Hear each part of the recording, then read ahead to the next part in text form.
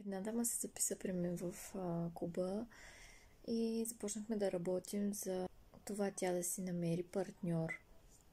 Връзките й не бяха успешни до сега, не можеше да намери сериозен човек. И започнах да й давам видеа, да й давам стъпки и да задавам много въпроси.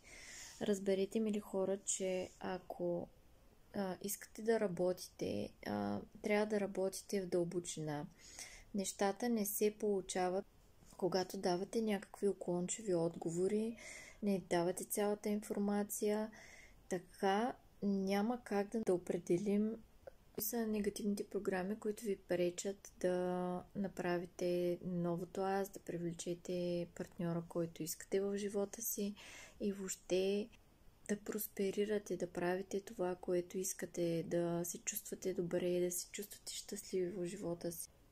И накрая тази дама всъщност ми каза, не накрая, ми стоя точно седмица и нещо и ми каза, аз не виждам някакъв смисъл, вие ми задавате само въпроси, аз не виждам смисъл в това, което прави. Всъщност нищо не се променя. Няма как нещо да се промени, преди ние да сме разбрали кои са старите програми, които определят статуквото в момента.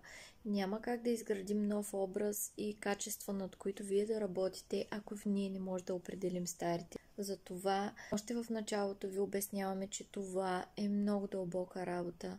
Това е работа, която не се върши за една-две седмици. Това е работа, която се върши месец наред, дори години, защото за да може вие да направите нова програма, да я задържите и тя да стане автопилотна и да замени старата програма, трябват минимум 2 години. Промяната настъпва с много работа, с много желание от ваша страна и постоянство.